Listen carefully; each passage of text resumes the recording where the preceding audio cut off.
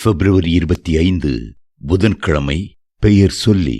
தானியேலே, ஜீவனுள்ள தேவனுடைய தாசனே, நீ இடைவிடாமல் ஆராதிக்கிற உன் தேவன் உன்னை சிங்கங்களுக்கு தப்புவிக்க வல்லவராயிருந்தாரா என்று தானியேலை கேட்டான். தானியேல் 6:20. கர்த்தர் நம்மை பெயர் சொல்லி அழைக்கிறவர். நாம் இவ்வுலகத்தில் பிறக்கும் முன்னே தாயின் வயிற்றிலேயே அவர் நம்மை முன்குறித்து தமக்கென்று தெரிந்து கொண்டவர். அவர் நம்மை பெயர் சொல்லி அழைக்கும் போது நம்முடைய உள்ளமெல்லாம் பரவசமடைகிறது. தானியேலுடைய பெற்றோர் ஒரு கருத்துள்ள பெயரை அவனுக்கு சூட்டினார்கள்.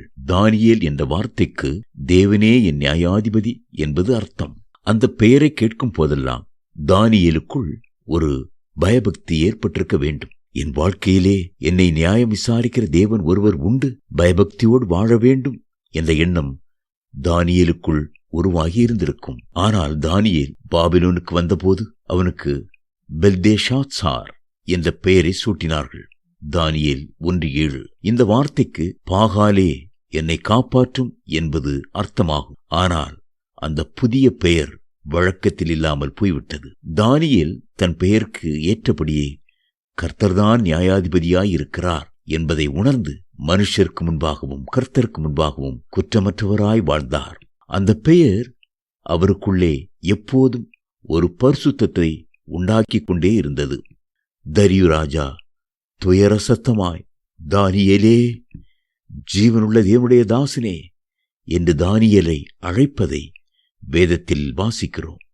ஜீவனுள்ள தேவனுடைய தாசனே என்று ஒரு ராஜா அழைக்கும் போது தானியேலுடைய உள்ளத்தில் எத்தனை மகிழ்ச்சி ஏற்பட்டிருந்திருக்கும்.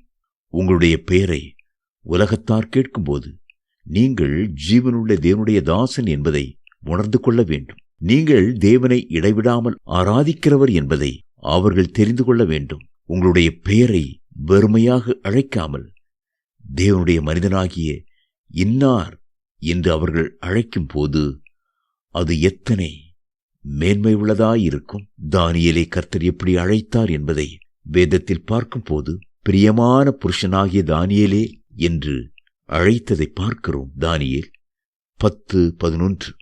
இன்னொரு இடத்தில் பிரியமான புருஷனே என்று அழைத்தார். தானியேல் 10:19. இன்னொரு இடத்தில் நீ மிகவும் பிரியமானவன் என்று சொன்னார். தானியேல் 9:23.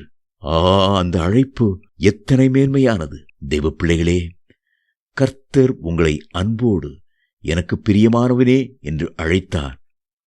அது எத்தனை இனிமையாயிருக்கும் என்பதை சிந்தித்து பாருங்கள். கர்த்தர் அப்படி அழைக்கும்படி அவருக்கு பிரியமான வாழ்க்கை வாழ்வீர்களா? எங்கள் தேவனாகிய ஆண்டவரின் பிரியம் எங்கள் மேல் இருப்பதாக எங்கள் கைகளின் கிரியையை எங்களிடத்தில் உறுதிப்படுத்தும். சங்கீதம் 90:17.